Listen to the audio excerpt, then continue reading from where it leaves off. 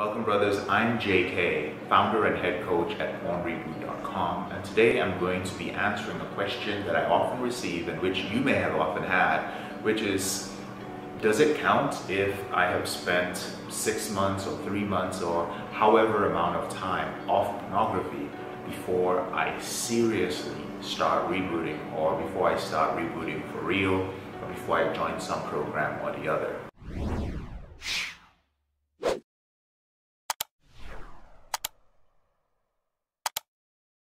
I believe what you're getting at when you ask this question is that you put in a lot of work when it comes to rebooting.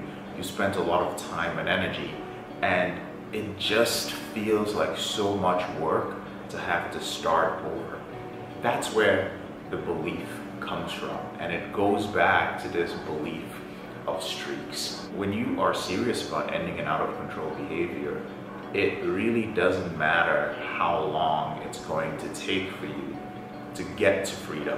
It really doesn't, because if the pain that you've been experiencing from medicating all sorts of issues in your life has already started to affect your life in a negative way, and you are watching this video or you are seeking help, then you definitely are at a point where you don't want to live with it anymore. So be willing to pay the price. The truth is that there's no way to actually find out, because you're the only one who knows. Unless you get some sort of brain scan, you're not really going to be able to know how your brain has rewired. The only way you can do it is if you are actually measuring your progress using certain milestones. So for instance, in the PornReboot program, we have certain milestones which you can use to measure your progress, where you can find out where you are in the rebooting process. But there are 5 things that matter if you're one of those guys who's really worried about the time you've put in and whether it's going to count.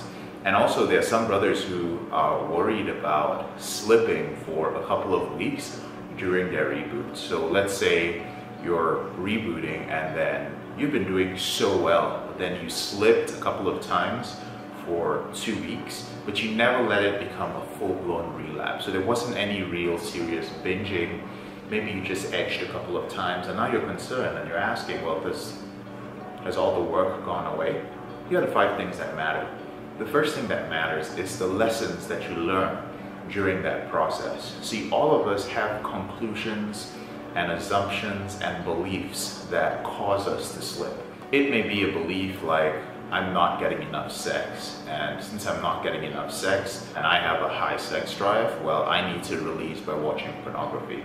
Another belief could be that I'm stressed, and whenever I watch pornography, it releases my stress.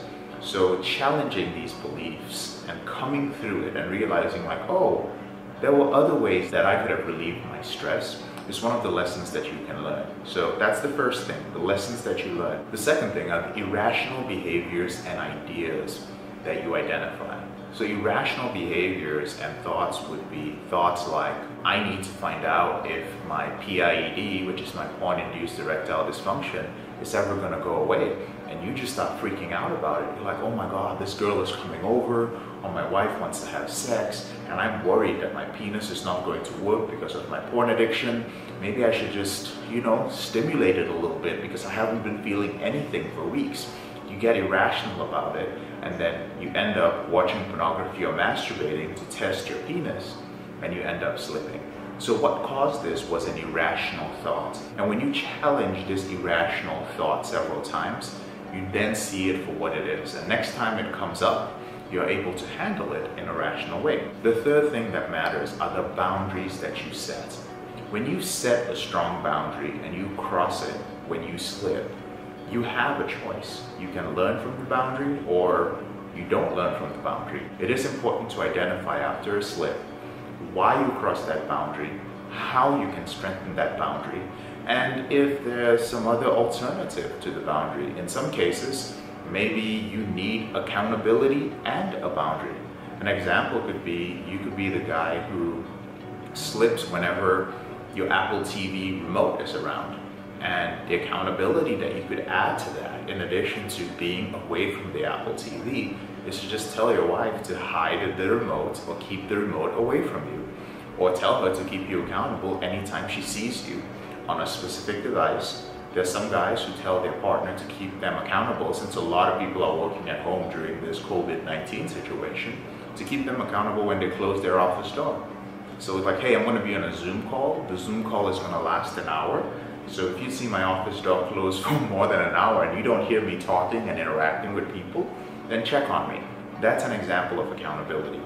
But what matters during that time period is that you set strong boundaries and you don't break them again. A tip that might work for you would be actually writing down your boundaries and maybe putting them up on the fridge or putting them up on the mirror in your bathroom so that you're always reminded of your boundaries. The fourth thing that matters is self-awareness. Now, many of us, when we get taken over by our addict and we start acting out, you know how it is when you feel that you're possessed and there's this entity that's making you do all these crazy things and watch all this crazy sort of pornography.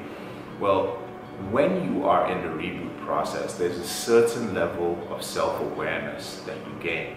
And that level of self-awareness only goes down when you consciously choose to bring it down.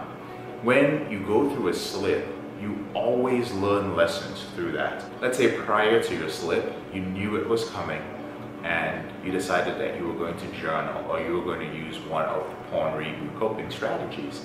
And so you did, but you still ended up slipping.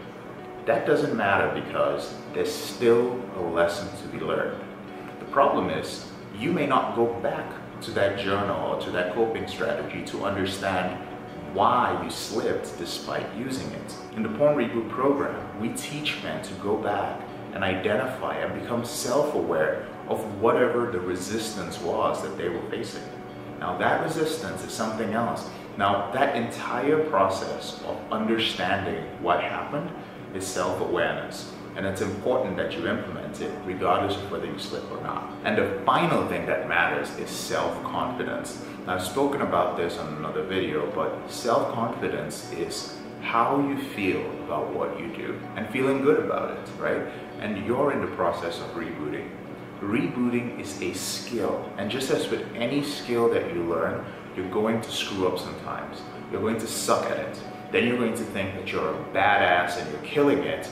Then you're going to fail and then realize, oh my goodness, there's still a lot more that I have to learn. And understanding that this is a skill set and having that mindset of, you know what, I am building up the skill of rebooting, which is going to help me in multiple areas of my life, that builds up your self-confidence. So believe it or not, actually experiencing slips can build your self-confidence. I've shared the story of how I went for up to 16 months without porn and masturbation and ended up having this huge slip and relapse which lasted for a couple of months. Now I beat myself up about it for a very long time, but once I started again and got back on the wagon or got back on the horse, whatever you want to call it, as I moved forward, I had so much self-confidence. Why? Because I wasn't counting. I was very aware and cutting off irrational thoughts when they began.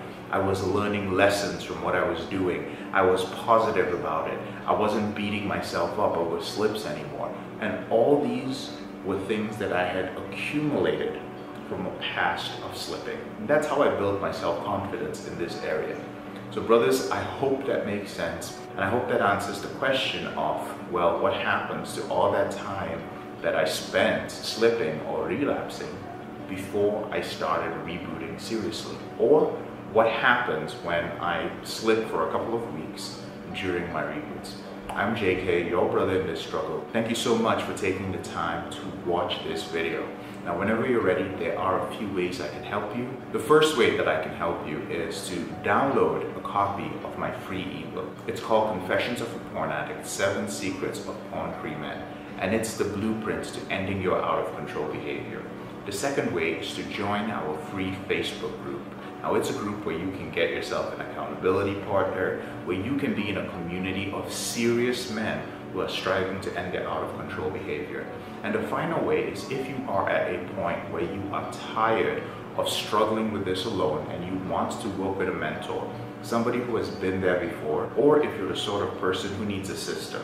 You've been trying different things, but you don't feel like you've put it together in a clean step-by-step way that is predictable, then you might be a good fit for our group coaching program.